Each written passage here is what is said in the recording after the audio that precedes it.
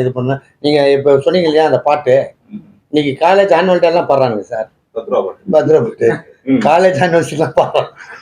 அந்த 10 ரூபா பாட்டு வெளியே வந்து விடக்கூடாதுக்காக ஒரு செயற்கை முறையில் குறிப்பாக உருவாக்கப்பட்டது போல கரூர் சம்பவத்தை பலரும் விமர்சனங்களை வச்சுட்டு வராங்க. ஏன் இந்த பாட்டு மூலியமா இன்னும் ஃபேமஸ் ஆயிருக்கீங்கன்னு நினைச்சு போயிடுது நீங்க. ஏன் அது குறைய நினைக்கிறீங்க? பாட்டு மூலியம் இன்னும் கொஞ்சம் ஃபேமஸ் ஆயிட்டீங்க அவ்வளவுதான். முதல்வர் கோப்பை காட்சி போட்டி நடக்குது. அதுல கையெழுத்து டிவிக்குங்கிற பிள்ளைங்க 3 பேர் எழுதி வச்சிருக்காங்க. அப்ப பாருங்கப்பா எந்த அளவுக்கு வந்துட்டு இதா இருக்காங்க பாருங்க. அவனுக்கு அது நல்லதா கெட்டதா தெரியுதா என்னன்னு தெரியாது. பட் அங்க போய் அந்த அவனுடைய தலைவர் என்னுடைய விஜய் சார் அப்படின்னு எழுதுறாங்கள. அதனே ஒரு துக்க வீட்லயே வந்துட்டு எல்லாம் பேசி அழுது எல்லாம் பண்ணிட்டு நான் லைவா பார்த்தேன். பண்ணிட்டு அவங்க சொல்ற ஒரே வார்த்தை, தலைவருக்கு எதுவும் தெரியாதுங்க, அவரை நீங்க பாத்துங்கன்றாங்க என்கிட்ட. அவர் பாத்துங்க சார். தலைவர் ஓட மட்டும் தெரியும். ஓட மட்டும் தெரியும்னா சார், இப்ப நீங்க ஒரு விஷயம் நினைச்சீங்க அந்த இடத்துல தப்பிட்டாரு நின்றுக்கணும், ஒரு அரசியல் நின்றுக்கணும் சார். நீங்க அதை காம்ப்ரமைஸே பண்ண முடியல. நானும் சொன்னேன் சார். அடுத்தடுத்து பட் அவர் கேட்டிருக்காரு சார். அவர் கேட்டிருக்காரு நான் இருக்கிறது பெட்டரா இருக்குமா, என்ன இருந்தா இன்னும் ஜாஸ்தி பிரச்சனை சொல்லி.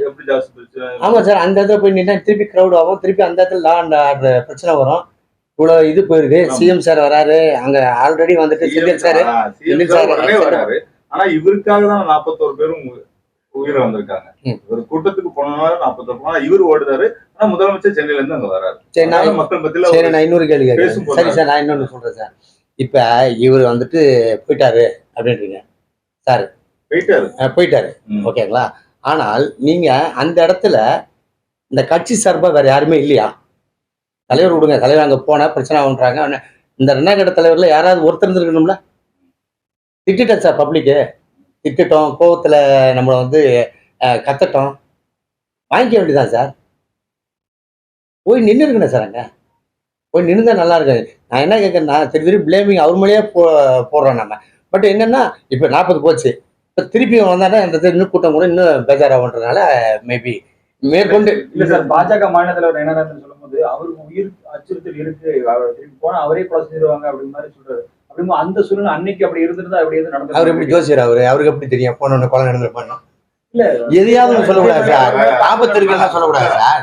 அதாவது என்னன்னா, ஒருத்தர் இன்சஸ்ட் பண்ணி போகிறதுக்கு என்ன வழியோ அவரு சொல்லி நீங்க போங்க, நாங்க பாதுகாப்பு தரோம், நாங்க உங்களுக்கு சப்போர்ட்டா நிக்கிறோம் அப்படின்றதுதான் இன்னொரு தலைவருக்கு அழகு சார். அதை விட்டு நீங்க போனாலும் உங்களுக்கு எதாயிருந்தா போற வரைக்கும் பயம் கொடுத்துருது. கரூர் சம்பவம் பண்ண விடாது சார்.